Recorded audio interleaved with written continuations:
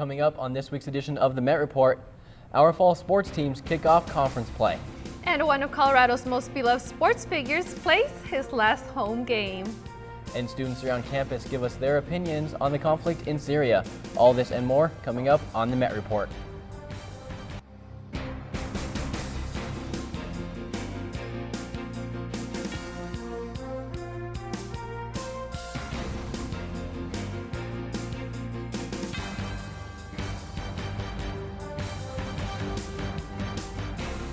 Welcome to this week's edition of the Met Report. I'm Kellan Stone. And I'm Yesica Escalante. Metro's Board of Trustees gave the go-ahead to the new aerospace building. The new building will cost $60 million and will be located at 7th and Auraria Parkway. The cost of the new building will come from the state, private investors, and student fees. They are expecting to break ground in 2015 and be completed in the spring of 2017. The Board of Trustees also gave the okay to a new degree program, which is a Bachelor of Science in Nursing. The new program will accept 24 students and begins January 2014. This degree will complement the existing RN and BSN completion program and the 17-month post-baccalaureate accelerated nursing program option. A quick reminder to all students, the deadline to submit insurance waiver forms is September 30th. Students who have both an independent and school insurance policy can still submit a completed waiver form online through ConnectU. If you have any questions, contact the health center in the Plaza building. As the conflict in Syria continues, there has been a switch in traditional political viewpoints along with the Democratic push to take military actions. Democratic leaders Nancy Pelosi and President Obama are promoting the enforcement of international sanctions. Selling the public on the conflict will be hard because the majority of the U.S. population wants to see a wind down to the wars that we are currently in. We asked students on Auraria campus for their opinions. I feel like ways of force are not always the best methods. Our cause may be different than al-Assad's, but then to an extent we're kind of exercising the same practice that he's doing, you know. He's showing his force to the world and to his people, you know. Whether our reason for doing that is different or not, it's all kind of the same. By just chemical weapons, the regime was killing civilians a long time before that. You know, what makes death worse than death? When we go in and just use force to mitigate something that's violent, that doesn't make a lot of sense to me. Although President Obama has the deciding power to attack, he has been seeking the approval of Congress. Congress wants the president to take a long, hard look at what kind of people the U.S. will play in the coming decade and what behaviors by other nations are unacceptable. The Sankofa Lecture Series and Denver Arts and Venues Cultural Partners Program presents critically acclaimed documentary, Black Up. Black Up is a hip-hop remix of Race and Identity by Dr. Robert Clift. This jack of all trades has brought many sensitive issues, from the dark witch gave him credentials and featured his documentaries on PBS and ABC. Students were on hand to watch and learn about the impact that interactional dialogue affected the hip-hop culture. The Met Report spoke with Dr. Clift to give a brief description about this documentary. But it also deals with the historical aspect of cross-racial white to black desire. So talks a little bit about Al Jolson. Metro State is one of several Colorado schools on a list to get part of a $25 million federal grant to help develop more skilled manufacturing workers.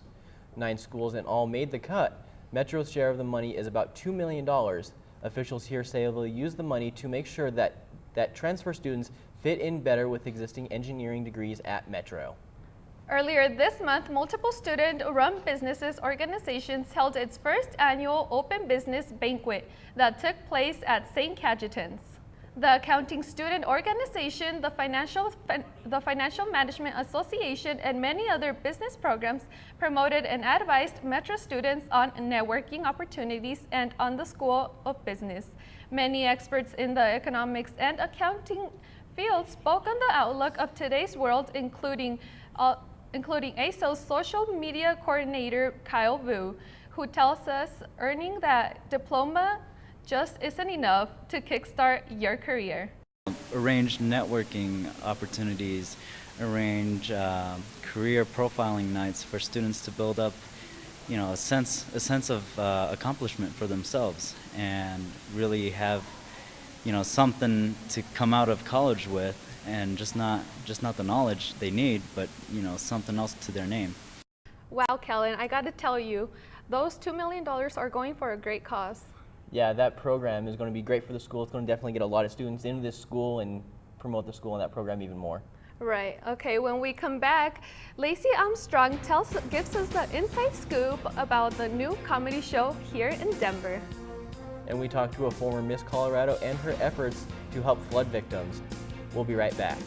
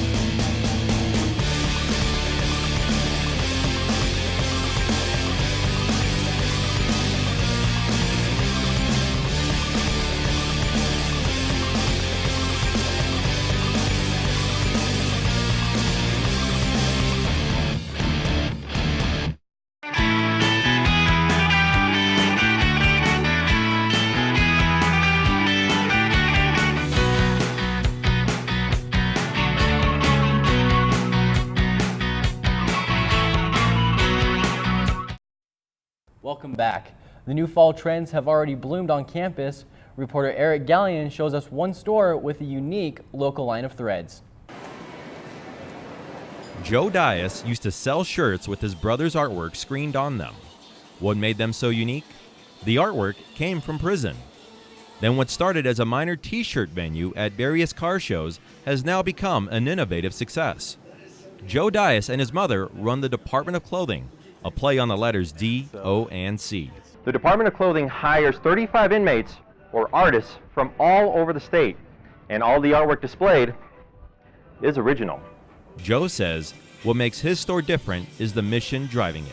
Our main goals are just to keep people off the streets now and out of prison, so it's definitely something different, something that not a lot of companies do. A portion of the DOC's profits go to charities such as the Colorado Meth Project and the Urban Peak, an at-risk youth center. We have a lot of different pieces here. Here's a piece my brother did, was the Frank Sinatra. As for Joe's brother, he has since been released and still contributes to the store's success.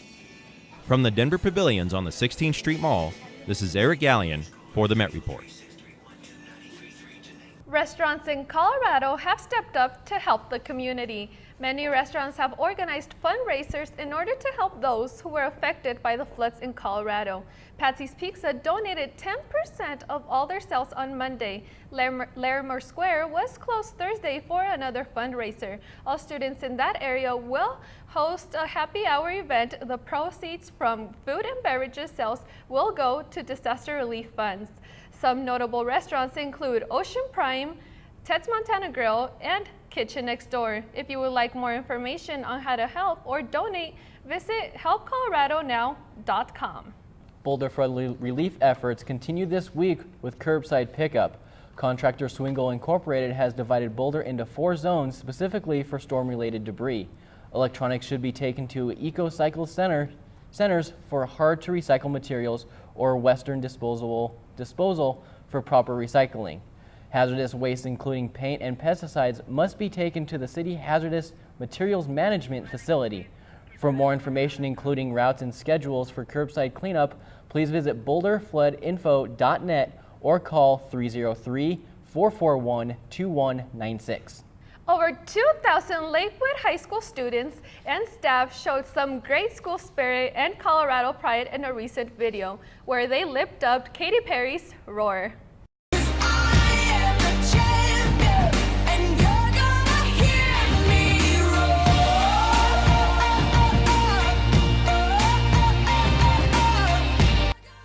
The school filmed this for a contest sponsored by Good Morning America, in which the winner will have Katy Perry come to their school for a concert. If Lakewood wins, the student body president, who also filmed it, has said they will try to move the concert to Coors Field so it could help raise money for flood victims. Students and staff are asking everyone to share the video to show your support for the cause. Katy Perry has seen the video and even tweeted out saying, "Oh my God, now this is what I call school spirit. I hear you roaring, Lakewood High." You can help out by tweeting out the Katy Perry or Good Morning America and using the hashtag KatyInCO to encourage her to come to Colorado. Todd Helton, a staple in Colorado sports lore for the last 17 years, played his final home game in a Rockies uniform this past Wednesday. The first baseman went out in style against the Red Sox with a little help from his family. His oldest daughter Tierney, threw out the ceremonial first pitch. As a parting gift, the Rockies gave Helton a horse. Once the game started, it was classic Helton, belting a solo home run in his first at-bat, and later on in the game, he got yet another double. The Todd father finished the game 2 for 3 with 3 RBIs and had a few friends on hand to watch, including his old college buddy, Peyton Manning. The recent rain and floods that overwhelmed Colorado in these past few weeks affected multiple communities. Despite all the damage, many organizations are joining together to lend a hand to help flood victims. Mayor Nora Leeming has more. With 15 counties affected, an estimated 19,000 residential structures destroyed and damaged, more than 12,000 people displaced, and 1,000 unaccounted for, it's apparent the Colorado flood victims are in desperate need of your help. That's where APAC comes in. So a lot of efforts that we've done in the last 4 years, and it's definitely been rewarding. Wahid, founder and leader of the APAC youth group, often goes out of his way to serve the community. I've been doing this for 4 years now, and like I said, we've done several efforts in the past, including like Habitat for Humanity, the rescue mission in Denver, Bar Lake. We've even planted trees in Boulder. Iman Obu, former Miss Colorado International and youth group contributor, is putting forth her effort to help the Colorado community. Well, I just always put myself in these people's shoes. Like, I was fortunate to not be affected by the flood, but I know a lot of people are going through a hard time. And I think no matter how busy a person is, they should always invest some of their time, even if it's not money, but just their time, to helping out the people that are fortunate, because you never know, you could be in the same situation and you would need someone else to be there for you. Donations will be gathered and donated to churches in Loveland and Boulder. For the Met Report, Meher Nurulamin. To get involved with the American Pakistani Association of Colorado or to donate, you can go to www.apac.org. Under a proposed rules change, new Army recruits will not be allowed to have tattoos visible below the elbow or knee or above the neckline. The possible new rule was announced to soldiers in Afghanistan on Saturday by Sergeant Major of the Army, Raymond Chandler. The top enlisted soldier, officials at the Army headquarters at the Pentagon confirmed on Tuesday that the change is not yet official, but is supported by Army Secretary John McHugh. Should the rule be approved, current soldiers with said tattoos will not be affected unless the tattoos are racist, sexist, or extremist. As members of Congress continue to battle over the budget, the threat of a government shutdown still exists. But the two sides are still talking. October 1st, the government is not only expected to run out of money, the nation is also set to hit the debt ceiling and go into default. At the moment, Republicans in Congress will not vote on spending bill unless it defunds Obamacare for 1 year. Senate President Harry Reid has vowed that such a measure will never see a vote. You know, seeing Todd Helton retiring now after 17 years is definitely sad to see for our city and the team, but he's definitely done a lot, made some great accomplishments in Major League Baseball. Right, he will definitely be missed. Definitely will. Lacie Armstrong will join us after the break to give us what's the newest scoop is in Hollywood. But first, Jake Holgerson is going to give us an update on weather. What's going on, Jake? Thanks, guys. It's a wet and rainy day today. Is it going to be like that for the rest of the weekend? I say no, and I'll tell you why. This cold front that we're experiencing today is going to be moving towards the middle of the country, along with all the precipitation along with it. You see the low pressure system that's going to be making it nice and wet up in the north. A high pressure system over in New York making it nice and dry, as over here in Colorado. as you could see. Moving on to Sunday, we're going to see that high pressure system over here staying in the same area while our cold front is being pushed forward along with all precipitation. It's going to be a little rainy down in the south and nice and wet up in the northwest. Moving on to Saturday temperatures, still you see all that rain in Seattle. I think they're used to it. You're going to have nice and sunny over in New York with a 71-degree high, 83 degrees over in LA, while it's going to be cloudy over here in Miami. Moving over to Sunday, 70-degree high over in New York with partly cloudy. It's going to be 83 high down in Miami, partly cloudy as well. Nice and sunny over in LA, soggy wet for those Seattleites, and partly cloudy here in Denver. Let's move on to the 7-day forecast. As you can see, partly cloudy throughout the weekend, all the way into Monday with an 80-degree high on Monday, where we're actually going to see some sun throughout the rest of the week. 78-degree high on Tuesday, 74 on Wednesday, and 72-degree high on Thursday. But we're going to see some typical Colorado weather with some rain and some sun, and a 62-degree high on Friday. Join us after the break as Lacie Lastrom gives us the latest in entertainment. We'll be right back. Now and then I get insecure from all the pain. I'm so ashamed. I am beautiful, no matter what they say. Words can't bring me down. Where I bring Hollywood a mile high. Aligning the Hollywood stars over Denver. I'm here to bring you the latest juicy gossip from the mile high to the streets of Hollywood. Give your most handsome look to that camera. Where I'll be bringing you the latest gossip from Tinseltown all the way up to a mile high. I didn't get any injuries. I was okay. I was doing a little dancing, things, you know. Check us out every Friday live at 12:30 p.m. on The Met Report. Hi guys, this is Eddie McClintock. I play Special Agent Pete Latimer on Warehouse 13, and you are watching The Met Report.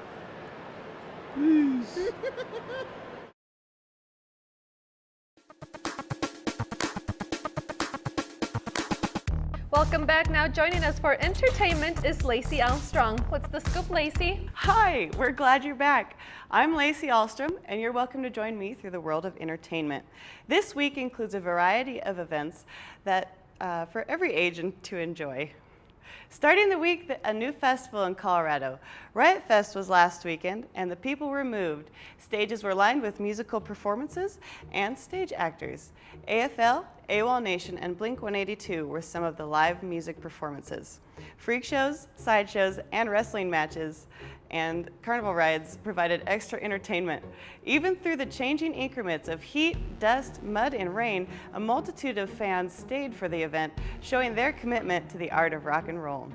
Free to enter, must be 21 for most fun. Oktoberfest is one of Denver's longest running festivals and one of the largest of its kind in the nation. Denver plans on commemorating this time-honored German heritage tradition for 10 whole days this year. Events start September 27th and continue on through October 6th. The fun will be located mostly in Denver's historic ballpark neighborhood down in Lodo. Music, dance, and beer-based activities will provide entertainment for all ages. And Sister Act is back, and what a reason to rejoice. This remarkable play tells a story about a wannabe diva whose life takes a surprising turn when she becomes witness to a crime. And as a result, she is hidden away by police in a church convent of all places, where she helps her fellow sisters help find their voices while rediscovering her own. It's a beautiful tribute to the universal power of friendship, so be sure to catch the play now through October 6th at the Buell Theater. On Thursday, the comic opera The Mikado, set in the town of Titipu, finally made its way to the stage in Denver at the Eugenia Rawls Courtyard Theater. Here's a fun fact. The opera was originally opened in London in 1885, which makes it one of the longest running works in musical theater. We talked with some of the actors to get the inside scoop. I play Pooh-Bah in The Mikado. My character is Pish-Tush. He is one of the noblemen in Titipu. In The Mikado, I play Coco. He is the Lord High Executioner of the town of Titipu. I play the role of Yum Yum. She is a ward of Coco. The Mikado is about love, you know. It's about mistaken identity. It is really different. The music is so very strong, very, operatic and everything, which a lot of people, especially with the shows that we've done in the past, don't really expect or don't, notice. We asked the actors what their favorite part of the show was. Fans. It's simple, but I love them. Yeah, the fans. The fans are great. Fans. They're always fun, but mostly the fans. While there are many laughs to be had, the theme of Mikado is love. Even if you've never really been in love or anything like that, it's just a great story that, is relatable. So come see it. It's going to be amazing. Oh, do you want to take your special girl out on a date? How about taking her to the Man Cave? Check out a new hit comedy show right here in Denver. See, a man doesn't just watch the TV. No, a man actually becomes the TV. Yep, lots of guys love their television. What about women? Women can talk more about that feely stuff because they get more practice at it. Whether you are a man or a woman, chances are you'd be down for some good stand-up comedy. Underwear is what we have. Maybe a dirty towel, too. And that creates a sacred circle of contemplation. Now showing at the Garner Galleria Theater, Colorado native Cody Lyman stars in a hit Broadway comedy, Defending the Caveman. The show is, it's all about men and women and how we're different. And how sometimes those differences lead to misunderstandings, believe it or not. And, the caveman kind of gets a bad rap.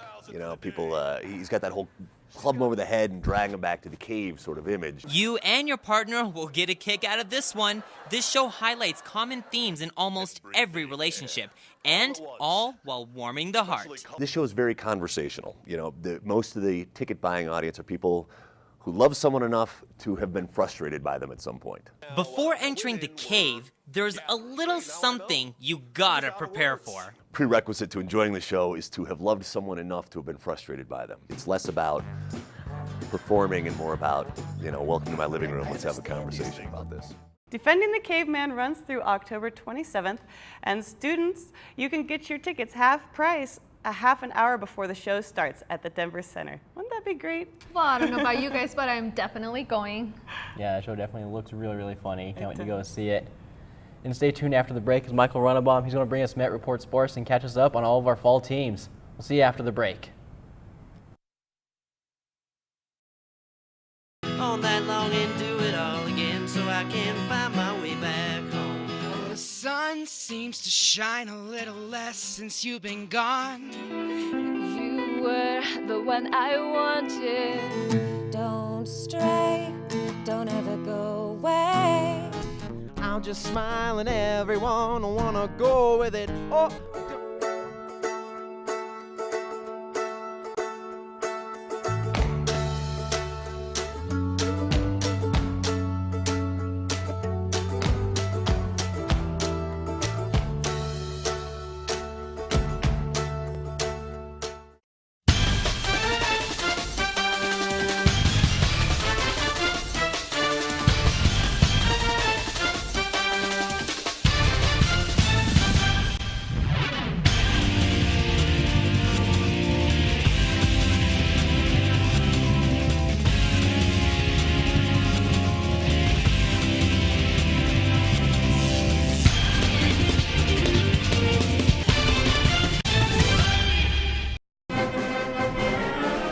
From the Colorado School of Mines in Golden. To Black Hills State University in South Dakota. To Colorado State University in Pueblo.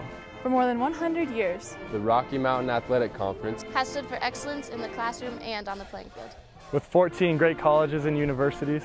Student athletes in the RMAC achieve on a national stage. While earning their college degrees. The Rocky Mountain Athletic Conference, continuing the tradition of excellence.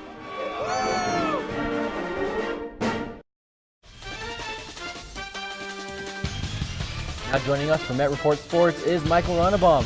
Michael, how are those fall teams looking? Thank you, Kellan. The Emmys are done, the Broncos are looking great, and Metro State sports are dominating. Cross-country runner Janelle Links was named NCAA Division II National Runner of the Week after finishing second at the Colorado College Invitational.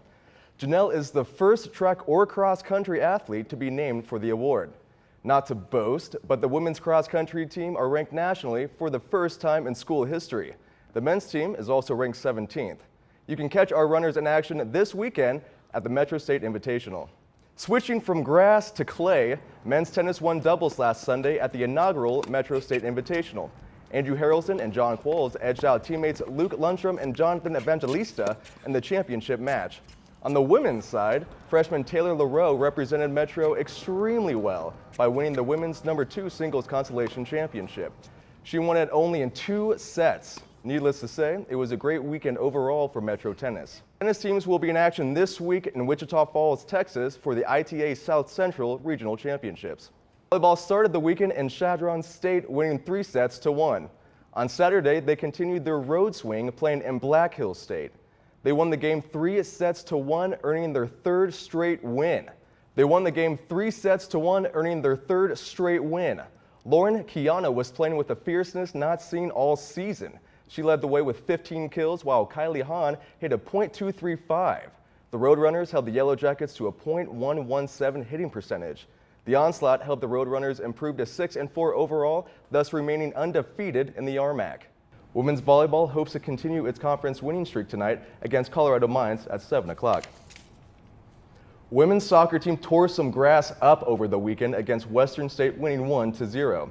On Sunday, they were in Grand Junction to take on Mesa. Junior forward Carissa Price getting it done by scoring 2 goals, with her second goal coming in double OT. Ladies won 2-1, and did you hear me say double OT? Clutch. This win makes women's soccer 4-0 overall and undefeated in the RMAC. To make the juice even sweeter, this was the first win for the Roadrunners in Grand Junction since 2010. Yeah, this win feels pretty good. Ladies are playing host to Adams State today at 1. Men's soccer is coming off a tie against UCCS, but we're ready to play Sunday against the Regis Rangers.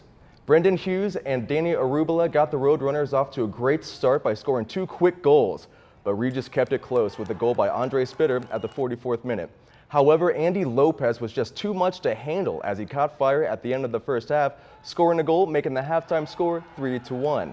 At the 64-minute mark, Regis capitalized on a penalty kick, making the score 4-2, but Clyde Glasseter sealed the deal late, with the goal making the final score 5-2, improving the team to 4-1-2 overall. We leave it with Andy Lopez. Yeah, man, it's a great win. We really had to bounce back, and I think we did. And we just had a good win today. Just the team played great, everybody played very good, and we got the result. It just feels very good right now. On Wednesday, Metro played CCU, winning 5-1. They will play host to Adams State this Sunday at 2:30. Yeah, the teams are definitely looking great. The women's team remains undefeated. Can't wait to see what they can do in the next couple weeks. You know, it should be an exciting season for both men and women, so we'll definitely see what happens this year. I definitely have to keep track of them. Absolutely. Definitely. Have to go cheer them on, guys. Oh, for sure. And that's going to do it for this week's episode of the Met Report. For Yesica, Escalante, Michael Ronnebaum, Lacie Lastrom, and Jake Holgerson, and the rest of the Met Report staff, I'm Kellan Stone. We'll see you on campus.